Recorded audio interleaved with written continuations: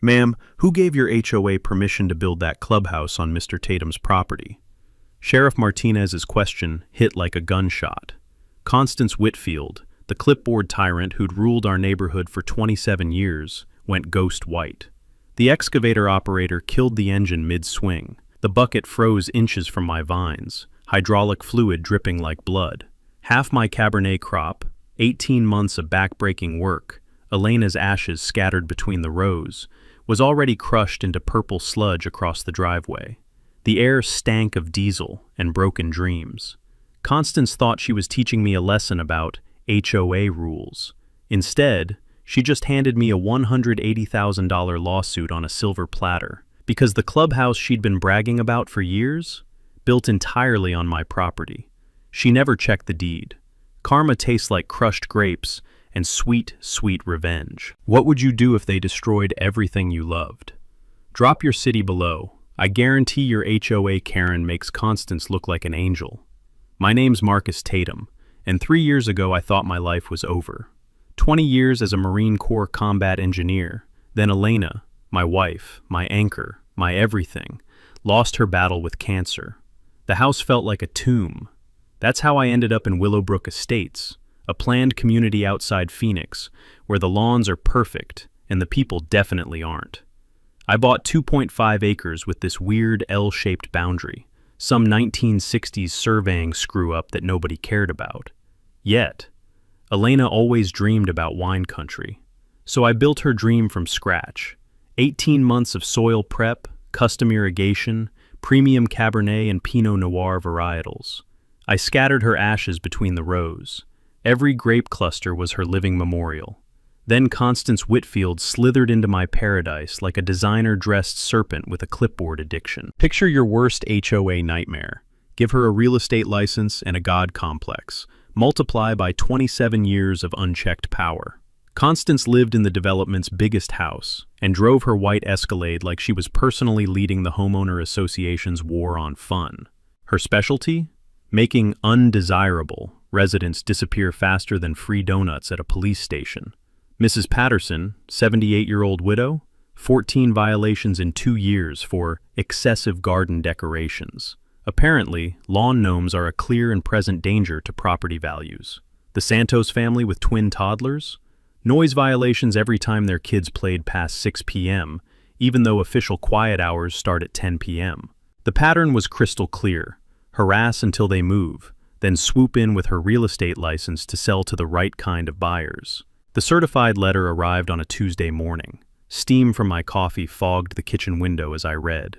Agricultural use violation, Section 7. 3. No commercial farming operations. $500 daily fines. Remove immediately. The morning air carried the click, click, click of my sprinkler system activating across the Vineyard rows, a sound that had become my daily meditation. I called her office. Mrs. Whitfield, it's not commercial. It's a memorial for my deceased wife. Her voice could have frozen the Sahara. Mr. Tatum, I don't care if it's a memorial to Mother Teresa. Agriculture lowers property values and attracts the wrong element. 2 weeks. Remove it or we'll remove it for you. The wrong element. The diesel smell from nearby landscaping trucks mixed with grape leaf fragrance as my hands shook with rage. 20 years of military training kicked in. Analyze the enemy, find their weakness, plan their destruction. Constance thought she was dealing with another grieving veteran she could bully into submission. She had no idea I specialized in structural demolition, and after 27 years of unchecked power, she'd built her entire empire on a foundation that was about to crumble. The grapes were 2 weeks from harvest. I tested one. The juice burst on my tongue like liquid sunshine. Elena would have loved the sweetness. But here's what Constance didn't know about combat engineers. We don't just blow things up. We find the one critical support beam that brings down the entire structure. And I'd just found hers. See, while Constance was busy measuring grass heights with rulers and issuing violations for mailbox numbers that were slightly off beige, she'd gotten sloppy about the one thing that mattered most: legal documentation. 27 years of acting like she owned the entire neighborhood had made her forget to check whether she actually did. I spent the next morning spreading out every property document from my closing. Original deed, survey maps, title insurance. all the paperwork most homeowners stuff in a drawer and forget about. But military engineers don't forget about structural blueprints. That's when I noticed something very interesting about my property boundaries. The afternoon heat made my irrigation system hiss as it watered the vines. Each droplet caught the sunlight like tiny diamonds. Elena always said our garden would be magical. She just never mentioned it would also be weaponized. I picked up the phone and dialed the county recorder's office. "Hi, I need copies of all property surveys for Willowbrook Estates, dating back to original development." "That's a lot of paperwork, sir. Might take a few days." "I've got time," I said, watching Constance's Escalade cruise past my vineyard like a shark circling wounded prey. "All the time in the world." Because here's the thing about HOA dictators. They assume their authority is absolute. They never consider that someone might actually check their homework. And after 27 years of getting away with everything, Constance had forgotten the first rule of real estate. Location, location, location. More specifically, who actually owns what location? The HOA board meeting was scheduled for Thursday night, 7 p.m. sharp. Constance had called it an emergency session to address agricultural violations threatening community standards. Translation: public execution of Marcus Tatum's vineyard. I walked into that beige conference room knowing I was outnumbered.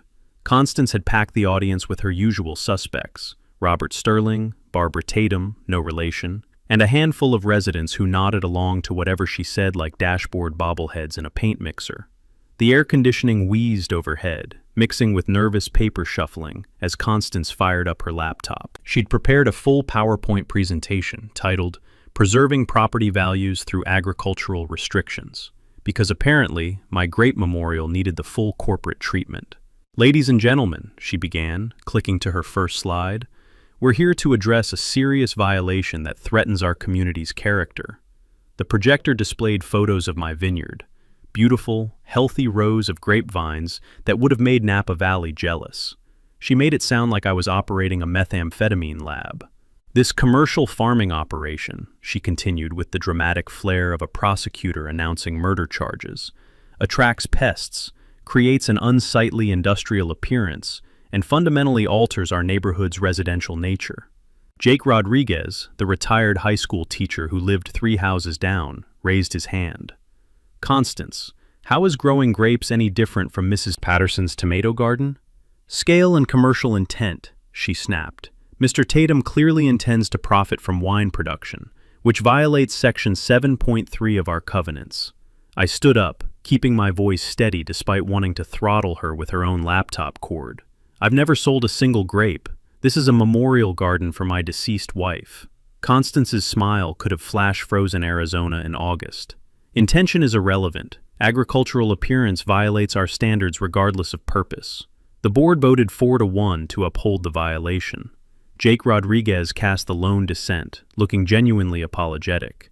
As residents filed out, muttering about property values and precedent setting, Jake slipped me his business card. "Call me," he whispered. "I've been treasurer for 3 years. There's stuff Constance doesn't want you to know. But first, I had my own digging to do." Friday morning found me at the Maricopa County Recorder's office, a building that smelled like old filing cabinets and the slow death of trees. The clerk, a woman whose enthusiasm for public service had clearly expired during the Bush administration, the first one, handed me a folder thick enough to stop small-caliber bullets. "Original Willowbrook Estates survey from 1965, she said. $40 for copies." I spread those yellowed maps across a table that wobbled like it had personally witnessed the Kennedy assassination. The brittle paper crackled under my fingers as I traced property lines with military precision. That's when I found it, the smoking gun. Buried in the legal description of my property was a 50-foot utility easement, recorded in 1965, running directly through what the HOA now called their common area. You know, that pristine strip of land where Constance parked her Escalade during board meetings, where they held annual barbecues and yoga classes. Yeah, technically mine. I remembered something from my engineering training about property law. Easements are like legal superpowers that trump later restrictions. When your deed grants specific rights recorded before HOA covenants existed, guess which one wins in court? Here's a hint. It's not the HOA. The afternoon sun filtering through my kitchen window made the grape leaves outside shimmer like green gold as I called Sarah Kim, an attorney Jake had recommended. Her consultation fee was $300, but after reviewing my paperwork, she practically purred with professional satisfaction. "You're absolutely right about that easement," she said. "It predates HOA incorporation by 22 years. They can't restrict your use of your own property, especially not a memorial garden." What about their agricultural restrictions? Ornamental landscaping isn't agriculture, even if you're growing grapes. They'd have to prove commercial intent, and Elena's ashes scattered between the vines makes that impossible. But here's where it gets beautiful. While cross-referencing property lines, I discovered something that made my combat engineer heart sing with tactical joy. The HOA's precious clubhouse, their crown jewel where Constance held court like some suburban dictator, had been built partially on land that, according to the 1965 survey, belonged to me. Not the HOA, me. The irony tasted sweeter than perfectly ripe Cabernet.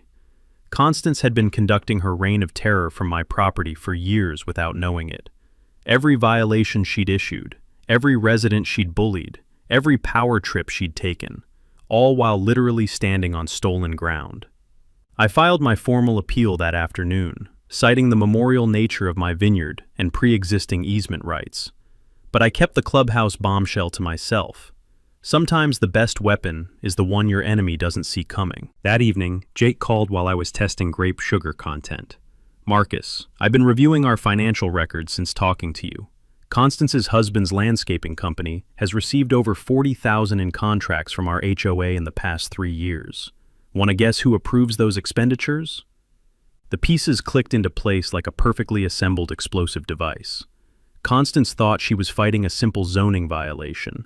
She had no idea she'd just declared war on someone who discovered her entire kingdom was built on land she didn't own. Constance didn't take my appeal well. In fact, she took it about as gracefully as a rabid wolverine takes a bubble bath. Starting Monday morning, she launched what I can only describe as a harassment campaign that would have made the Spanish Inquisition jealous. Every day, at exactly 7 a.m., her white Escalade would cruise through our development like a suburban shark hunting for blood in the water. Tuesday, sprinkler system operating beyond permitted hours. Apparently, watering Elena's memorial at 8:15 a.m. violated some microscopic subsection that nobody else had ever heard of. Wednesday, excessive garden hose visibility creating unsightly appearance. My hose was coiled neatly behind a bush, but Constance had developed supernatural vision for detecting HOA violations. Thursday, mailbox numbers showing signs of weather fading. The numbers looked fine to me, but apparently she'd appointed herself the neighborhood's official typography inspector. The click, click, click of her designer heels during these daily inspections became my morning alarm clock, like a metronome keeping time for my growing anger. But Constance wasn't working alone. She'd pressured Barbara Tatum and Robert Sterling into filing coordinated noise complaints about my irrigation system. Barbara looked miserable when she handed me the complaint form, clearly acting under duress rather than conviction. "I'm sorry, Marcus," she whispered. She said if I didn't file this, she'd start finding violations on my property too. The beautiful thing about dictators is they always overplay their hand. While Constance was busy documenting my crimes with the dedication of a forensic investigator, I was conducting my own reconnaissance mission on our fearless leader. I'd installed a comprehensive security camera system to document her harassment patterns. High-definition footage of every trespassing incident, every fabricated violation, every illegal entry onto my property. But the cameras captured something even better than I'd hoped for. Every Tuesday and Thursday night, after dark, Constance would sneak onto my property with her phone, taking photos of my vineyard from different angles. Not from the street or sidewalk, actually crossing my property line to gather evidence for her enforcement case. The irony was so thick you could spread it on toast with a putty knife. Our HOA president, self-appointed champion of property rights and rule enforcement, was systematically violating the same laws she was trying to use against me.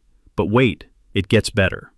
During my own compliance inspection of the neighborhood, I discovered that Constance had been playing fast and loose with her own precious covenants. That backyard workshop where her husband stored landscaping equipment? 14 feet, 6 inches tall. Maximum allowed height, 12 feet. Her fence staining was Sahara tan instead of the required desert sand, a violation she'd cited 3 other residents for in the past year. And that commercial landscaping truck parked in her driveway overnight? Direct violation of Section 4.7. No commercial vehicles in residential driveways between sunset and sunrise. I remembered something crucial from my military legal training about HOA enforcement. When board members selectively enforce rules while ignoring identical violations on their own properties, it creates what lawyers call discriminatory application. Courts can void an HOA's entire enforcement authority if this pattern is documented properly. The key is proving systematic bias rather than random oversight. Jake Rodriguez confirmed my suspicions when we met for coffee that weekend. Marcus, I've been reviewing our financial records since your situation started. Constance's husband's landscaping company has received $47,000 in HOA contracts over 3 years. Guess who approves those expenditures without competitive bidding? The pieces were clicking into place like a perfectly timed explosive device. Constance wasn't just a power-hungry dictator. She was running a profitable family business disguised as community management.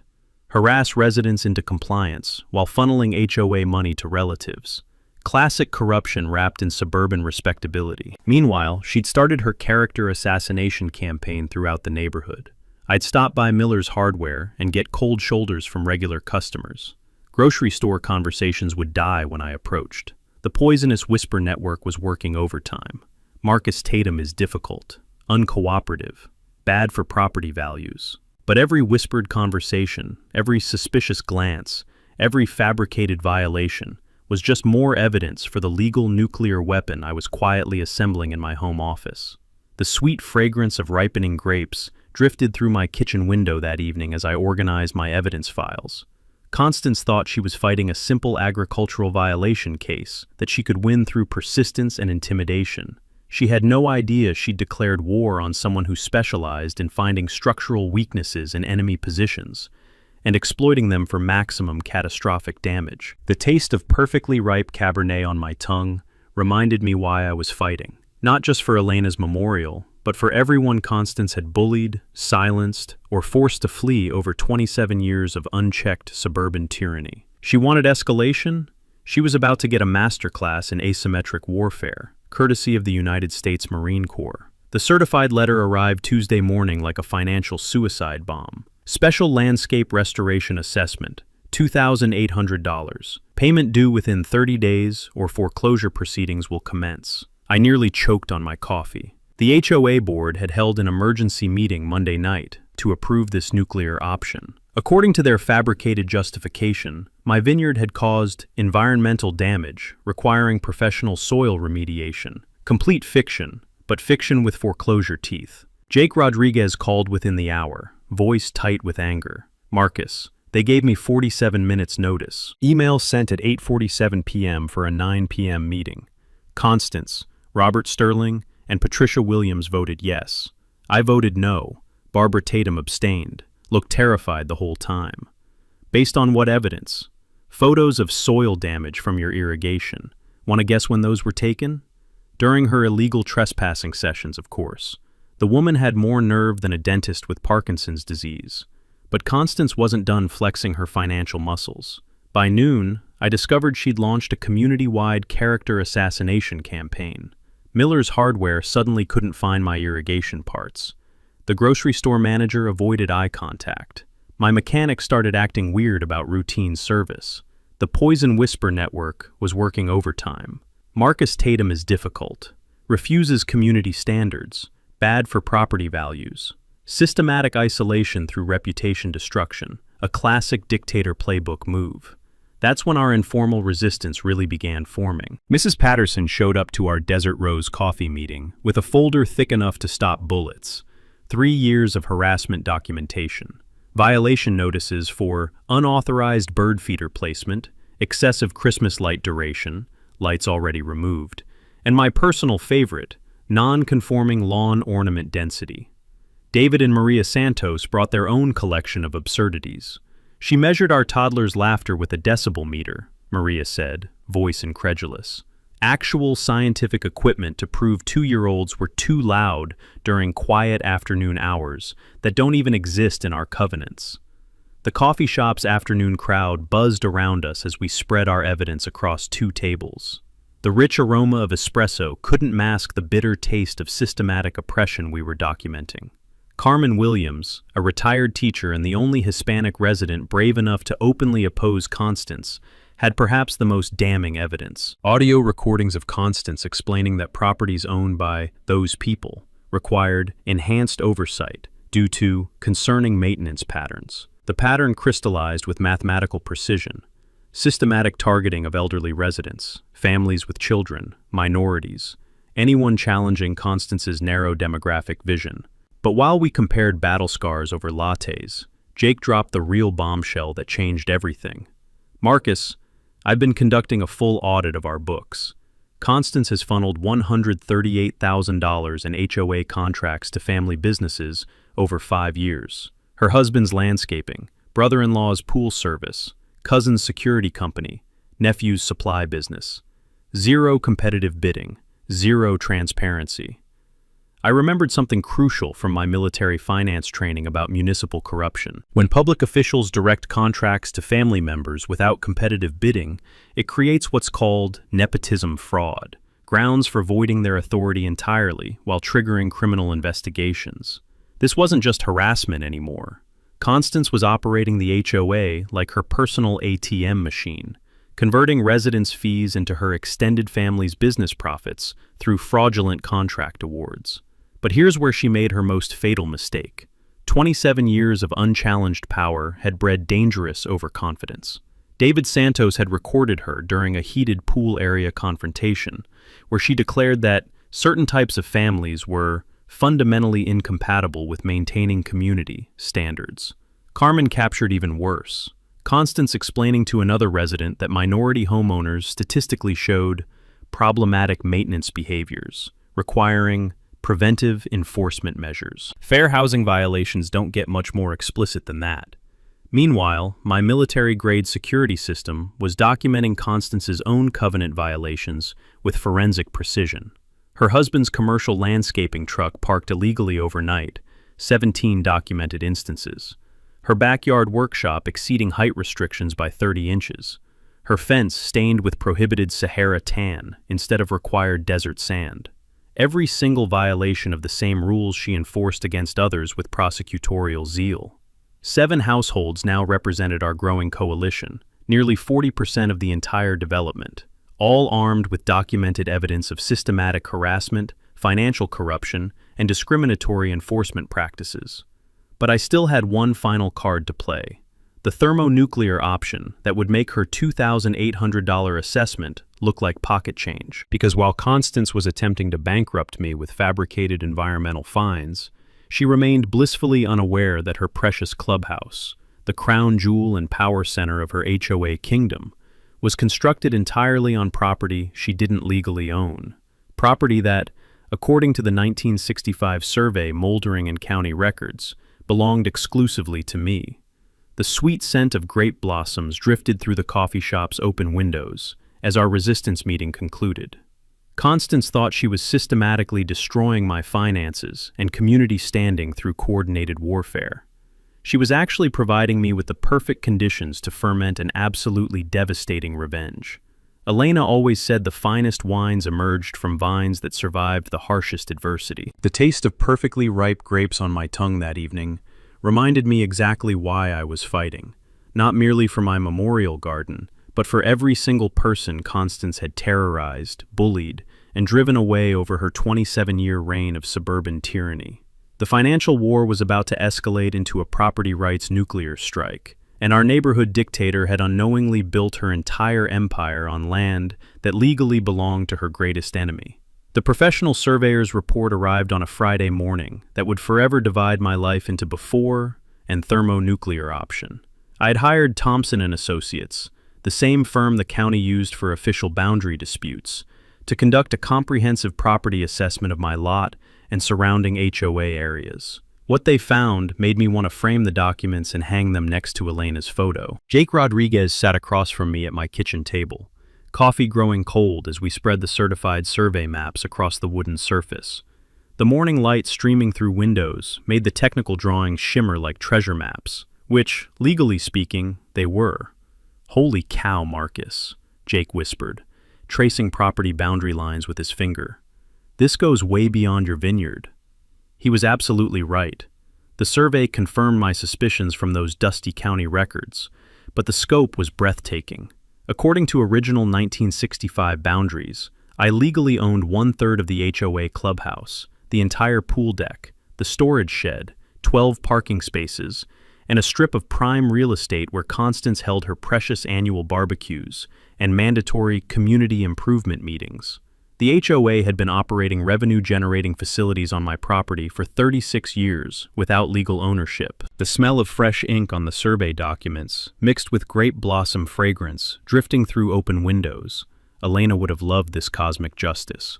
Property value of illegally occupied land, $180,000, confirmed by Morrison Real Estate Assessments. But here's the beautiful part that made my engineer's heart sing. I'd been paying property taxes on this land the entire time. 36 years of county records proving that while the HOA collected maintenance fees from residents for common area upkeep, I was personally funding the government for the privilege of owning the ground their facilities sat on. The legal implications were staggering enough to make a constitutional lawyer weep with joy. The HOA had zero standing to enforce any rules on property they didn't actually own. Their insurance policy didn't cover structures built on non-HOA land, creating massive liability exposure for every board member. Every maintenance fee they'd collected constituted unjust enrichment, legally sanctioned theft spanning decades. Sarah Kim arrived an hour later with her briefcase and the predatory smile of someone who'd just discovered King Tut's tomb. "Marcus, this is the most gorgeous property rights case I've encountered in 15 years of practice. What are our options?" "Every single one imaginable," she said, spreading legal documents across my table like playing cards in a winning hand. "Civil lawsuit for 36 years of illegal occupation, unjust enrichment claims for maintenance fees, immediate injunction against HOA enforcement. We could force complete dissolution if we wanted to go thermonuclear." "How did this happen?" Jake asked, studying the 1987 HOA incorporation papers. "How do you accidentally build on someone else's property?" Sarah's expression turned positively Wolverine-like. "It wasn't accidental. These incorporation documents deliberately altered property descriptions without legally acquiring the land. Someone in 1987 knew exactly what they were doing. They gambled nobody would ever verify the original surveys. The implications crashed over me like a tsunami of pure justice. Every violation Constance had issued, every fine imposed, every resident bullied into submission, all while literally conducting business on property stolen through fraudulent paperwork. But I made a strategic decision worthy of military tactical planning.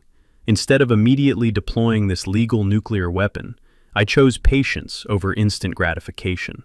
The grapes were 10 days from harvest. Elena's memorial was almost ready for its first vintage. Constance wanted to destroy it with heavy machinery? Perfect. She'd be committing property destruction on my land, without permission, creating criminal charges that would make her harassment campaign look like littering. "Sarah, prepare 3 separate legal actions," I said, already tasting sweet victory. "Civil property theft lawsuit, criminal fraud referral, and emergency injunction papers. But don't file anything until I give the word." "When will that be?" "When Constance sends her excavator to destroy Elena's vines. I want her committing crimes on camera, in front of witnesses, while standing on land she stole from me 36 years ago." Jake stared at me with something approaching religious awe.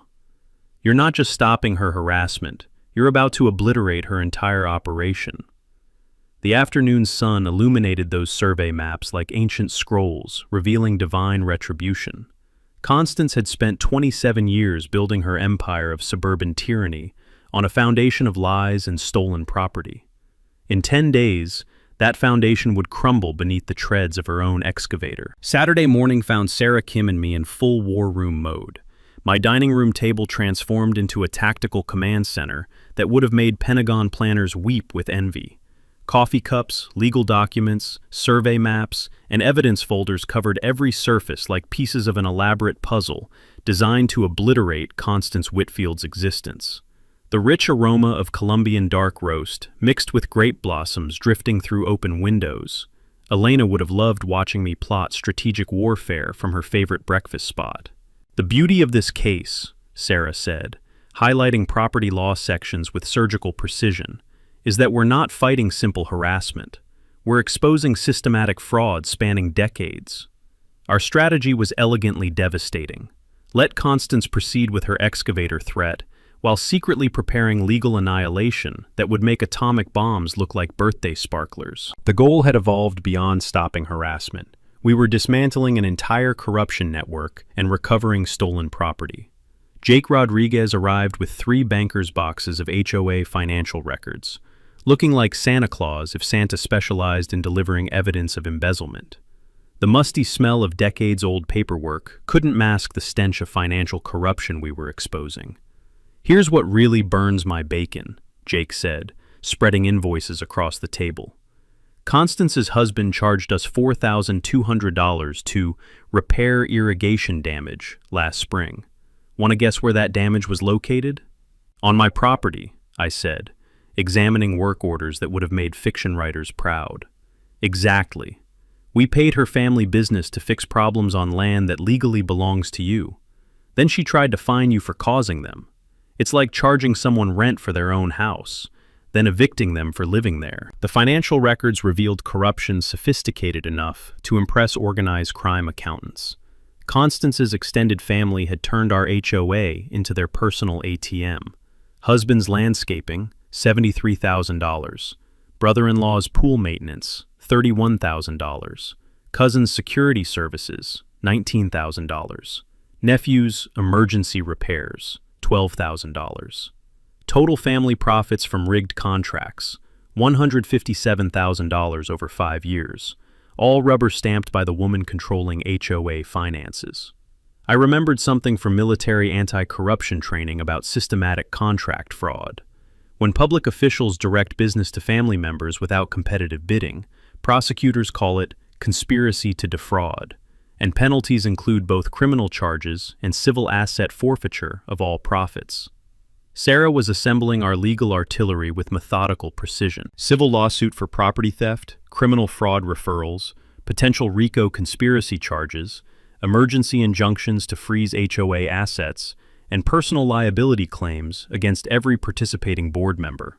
But we needed community support and media coverage to ensure maximum public destruction when everything detonated.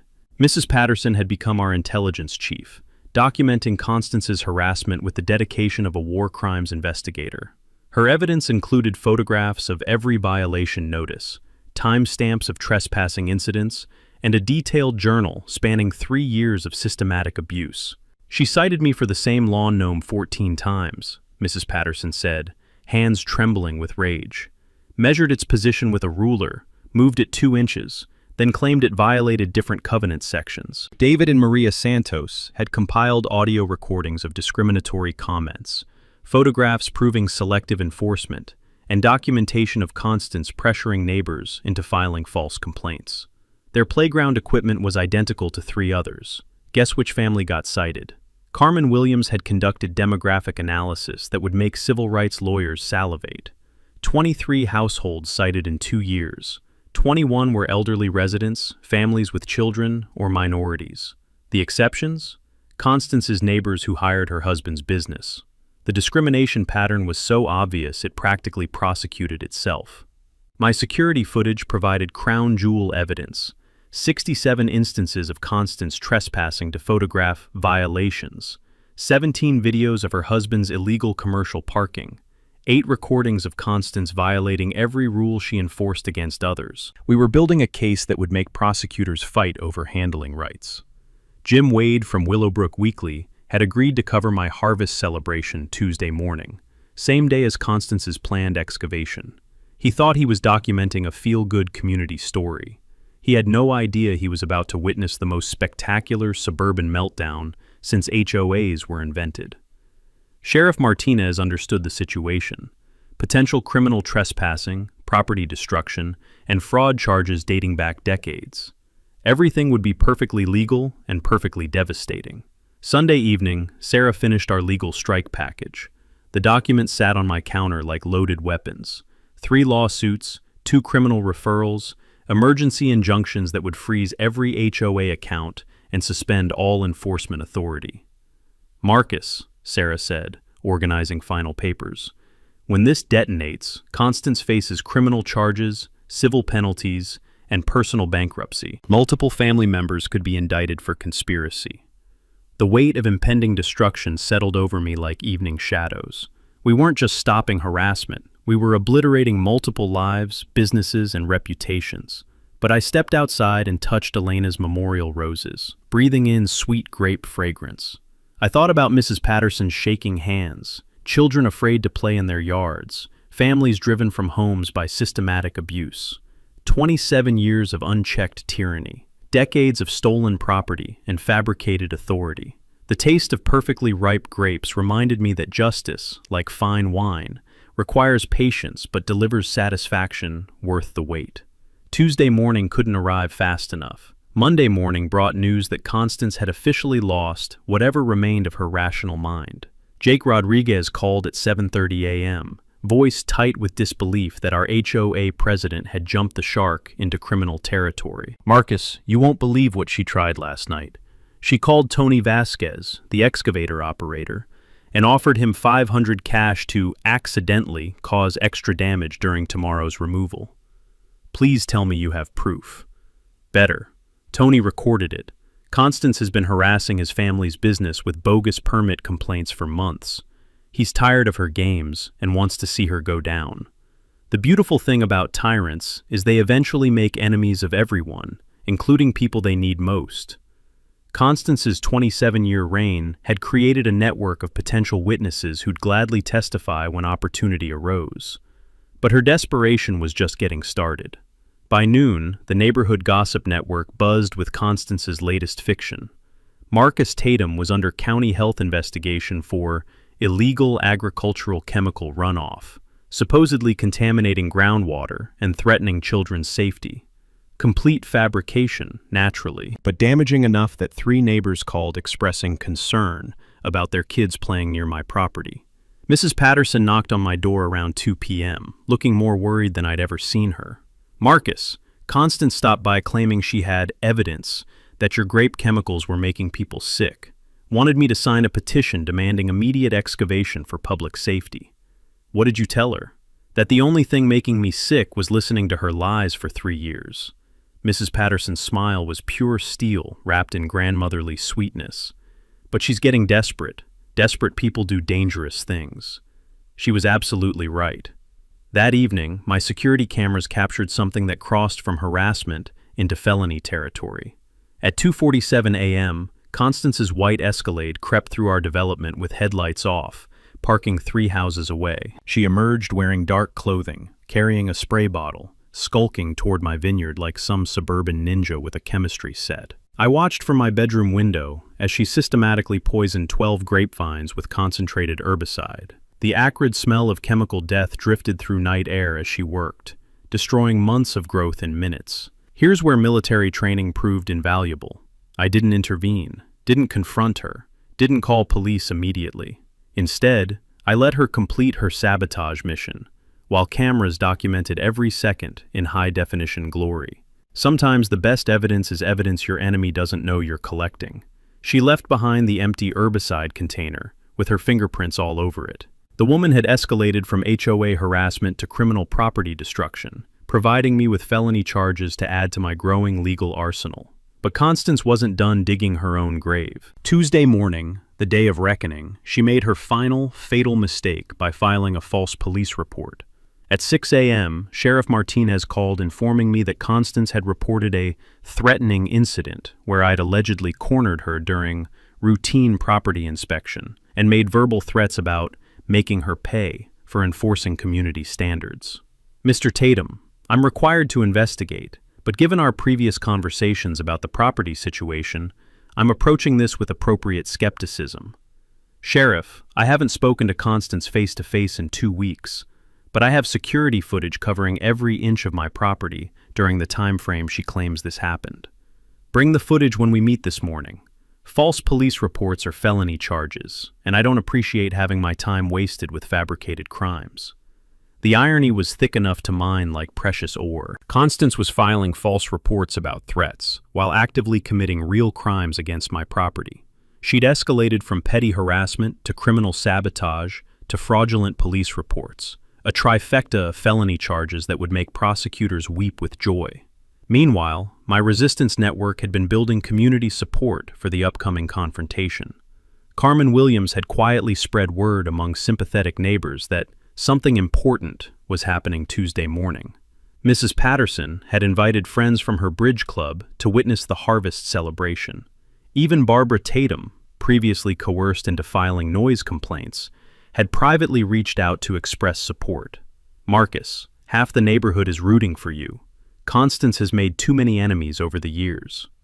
The sweet scent of ripening grapes filled my kitchen as I prepared for final battle. Elena's memorial was about to become the site where justice finally caught up with 27 years of unchecked tyranny. Tony Vasquez had agreed to proceed with excavation as scheduled, knowing my attorney would immediately serve legal papers stopping actual destruction. His job? Show up, start the engine, provide dramatic backdrop for Constance's complete public humiliation. Everything was positioned perfectly. Legal papers ready for service. Sheriff Martinez briefed on property fraud situation. Media coverage arranged under community interest story guise. Security cameras rolling to capture every moment of Constance's downfall. The taste of perfectly ripe grapes reminded me that some victories are worth waiting for. Tomorrow morning, Constance Whitfield would finally face consequences of building her empire on stolen land and fabricated authority. She wanted to destroy Elena's memorial with heavy machinery? Perfect. She'd be committing criminal trespassing and property destruction on my land, in front of witnesses, while standing on ground she'd illegally occupied for 36 years. Military strategists call it allowing your enemy to defeat themselves through overconfidence. I called it justice served ice cold, with a side of sweet, sweet revenge. Tuesday morning, 7:30 a.m. The rumble of diesel engines shattered suburban peace like thunder announcing the apocalypse. I watched from my kitchen window as Tony Vasquez guided his massive excavator through our development, a 40,000-pound yellow beast with a bucket big enough to swallow a smart car. Constance arrived in her white Escalade, practically vibrating with anticipation. She'd brought Robert Sterling as backup, dressed like she was heading to a real estate closing instead of authorizing destruction of a war widow's memorial. "Mr. Vasquez," she called out, stiletto heels clicking like a countdown timer. "Begin with the eastern section, complete removal of all agricultural plantings and irrigation equipment." The excavator roared to life as neighbors emerged from their homes, some drawn by noise, others because word had spread that something significant was happening this morning. I rushed outside in my bathrobe, playing the desperate victim perfectly. "Wait, please, I just need one more week to harvest. They're almost ready." Constance's smile could have powered Vegas. "Mr. Tatum, you've had months to comply. The time for delays has expired. Tony, proceed." The bucket bit into Arizona soil with a wet, crunching sound. Rich earth mixed with irrigation water, as Tony systematically destroyed the outer grape rows, avoiding the memorial roses where Elena's ashes were scattered. Purple juice stained concrete like spilled wine as grape clusters scattered. The sweet smell of crushed fruit mixed with diesel exhaust. A sensory cocktail capturing 18 months of destroyed dreams. But here's where Constance's overconfidence became fatal. She was live streaming everything on the HOA Facebook page. "Finally enforcing community standards," she announced to her phone camera. "This is what happens when residents think they're above the rules, maintaining our property values." 20 minutes of systematic destruction, $8,000 in mature vines and custom irrigation reduced to purple sludge. Constance documenting every moment for social media, completely unaware she was creating evidence for multiple felony charges. Mrs. Patterson watched from her porch, hands clenched into fists. Carmen Williams positioned herself in her driveway with a clear view. David Santos recorded everything on his phone, knowing this footage would be crucial evidence. The mechanical roar echoed off surrounding houses as Tony continued his careful destruction. He'd agreed to this charade, knowing my attorney would immediately halt actual damage, but the theater needed to look convincing for Constance's benefit. At 8:15 a.m., Sheriff Martinez's patrol car appeared, emergency lights flashing. The excavator died to sudden silence as Tony shut down, hydraulic fluid dripping from the suspended bucket like mechanical blood. I'd texted 15 minutes earlier. Active property destruction in progress. Come now. Constance looked confident, believing law enforcement would support HOA authority over some troublesome veterans' violations. She straightened her blazer, prepared to explain legitimate community standards enforcement. Sheriff Martinez approached with the measured pace of someone who'd seen enough municipal bullshit to last lifetimes. His hand rested casually on his duty belt as he surveyed the destruction, gathered neighbors, and Constance's smartphone live streaming to 47 viewers. "Ma'am," he said, making direct eye contact with Constance, "I need to see your authority to conduct excavation on this property." "Of course, Sheriff. I'm Constance Whitfield, HOA President. We're enforcing Section 7.3 regarding agricultural restrictions." She produced violation notices with the confidence of someone presenting royal decrees. "And who owns this property where you're excavating?"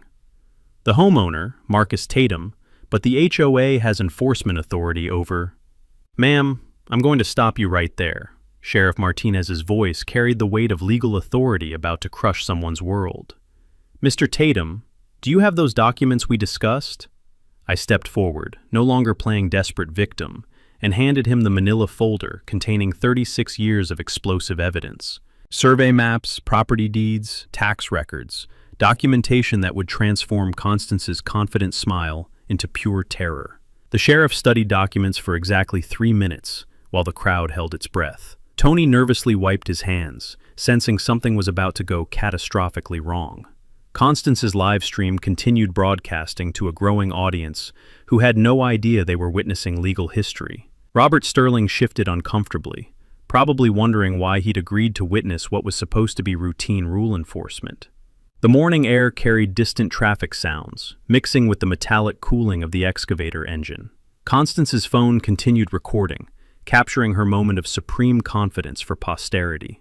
47 viewers had grown to 63, with comments starting to appear questioning the legality of the excavation. The destroyed grapevines lay scattered across concrete, like casualties of war, their purple juice creating abstract patterns that would have been beautiful under different circumstances.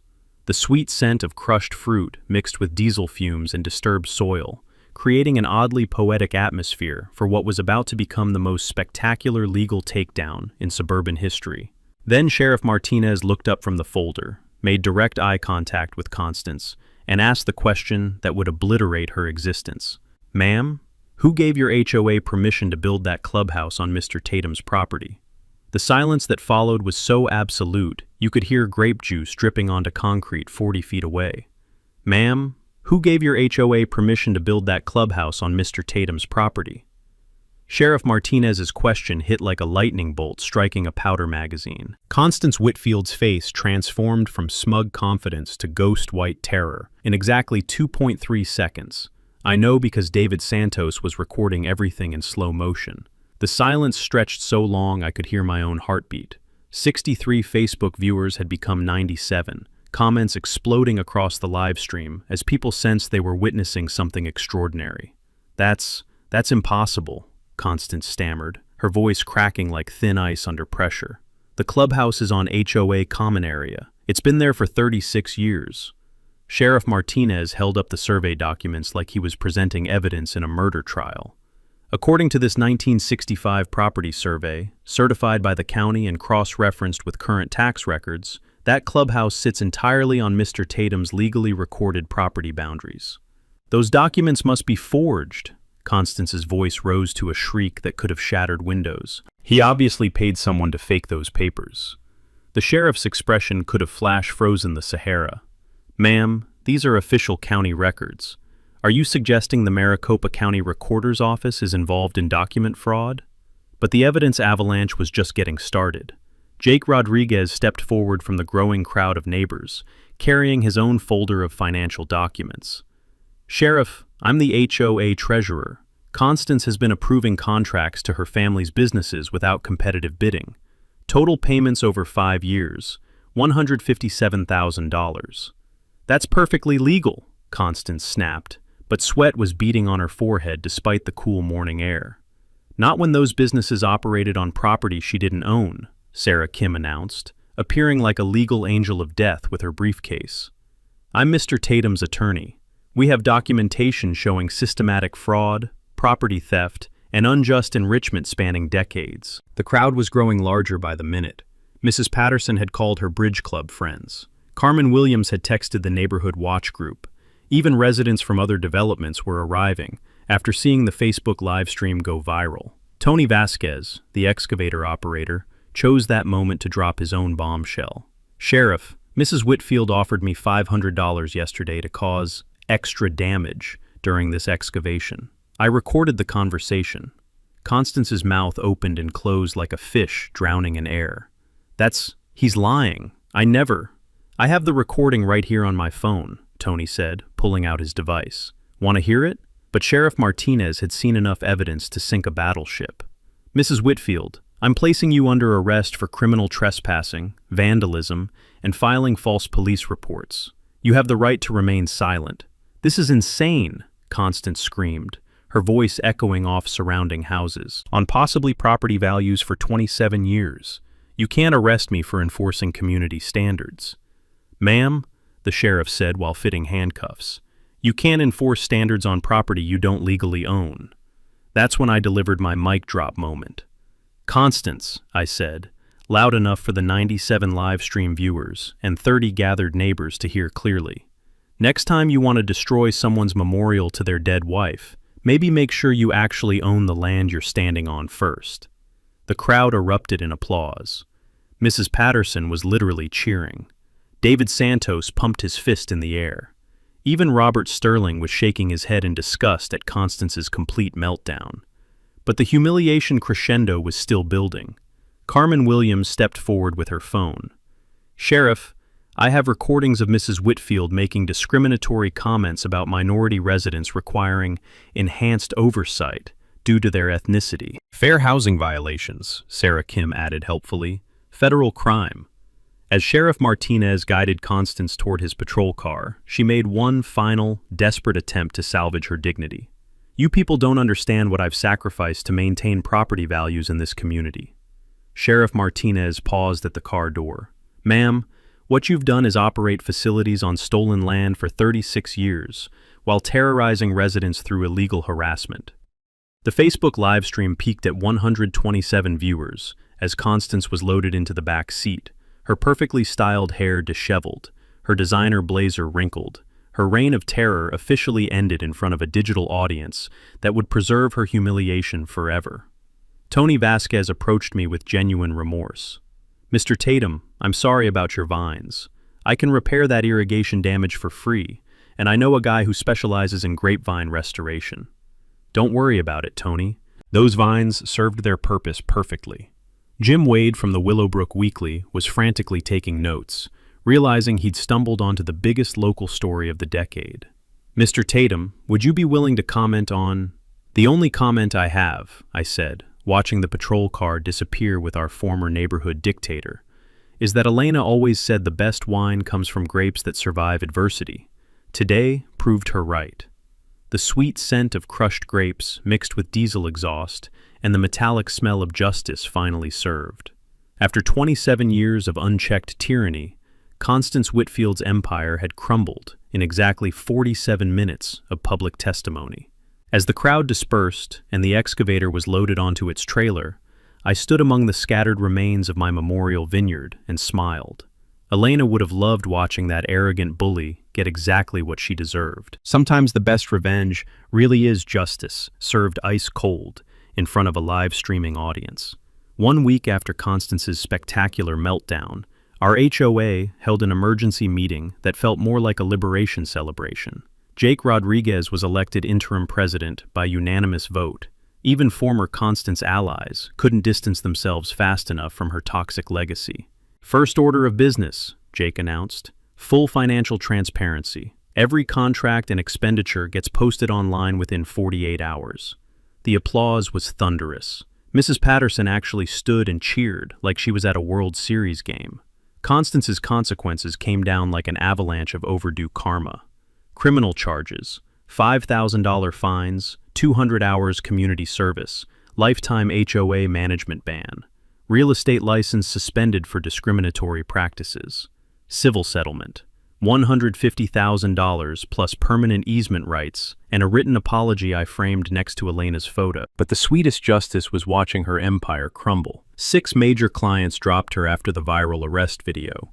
Her husband's landscaping company lost $35,000 in annual contracts when other HOAs discovered the nepotism scandal. Their house hit the market 6 weeks later, price reduced twice, still unsold. The ripple effect spread countywide. Willowbrook Weekly's investigative series triggered investigations of 12 other developments.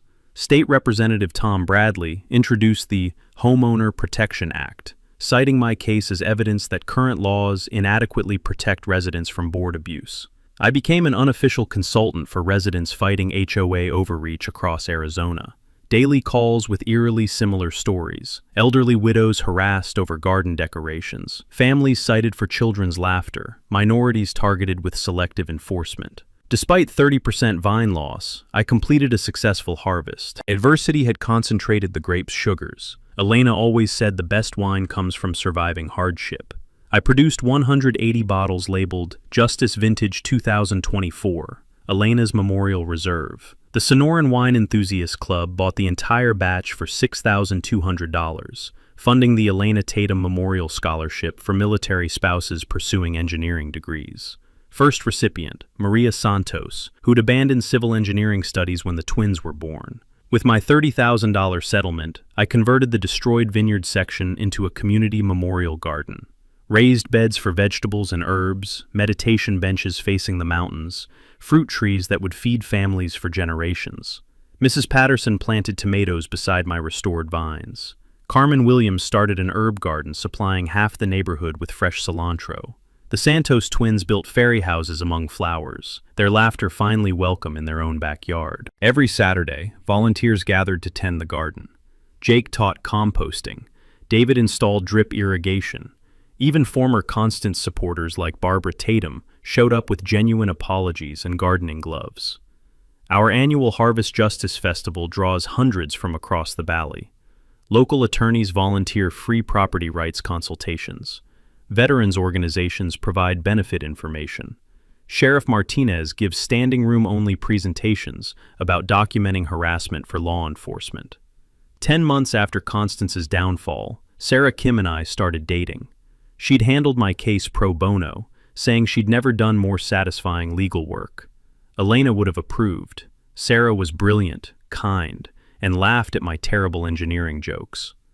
2 years later, I'm standing in a rebuilt vineyard stretching across my full 3.2 confirmed acres. The 2026 vines bud with spring promise as Sarah helps install expanded irrigation for the community garden, where children play and neighbors share vegetables. Jake stops by monthly with transparency reports showing healthy HOA finances, fair enforcement, and zero family business contracts. 3 residents have successfully challenged previous Constance violations using my precedent, recovering thousands in bogus fines. Where Constance's clubhouse once sat, we built an expanded community center with legal aid clinic, veterans resource center, and meeting spaces available regardless of HOA membership. The sweet scent of grape blossoms mingles with memorial roses as Sarah emerges with morning coffee, her hair catching sunlight like spun gold. The scholarship committee called, she says, settling beside me. This year's Elena Tatum Memorial recipient is studying structural engineering at ASU. Full ride, all expenses. Elena would be proud, I say, touching her memorial plaque. She believed in building things that last. 3 military widow scholarships funded. Community garden feeding dozens.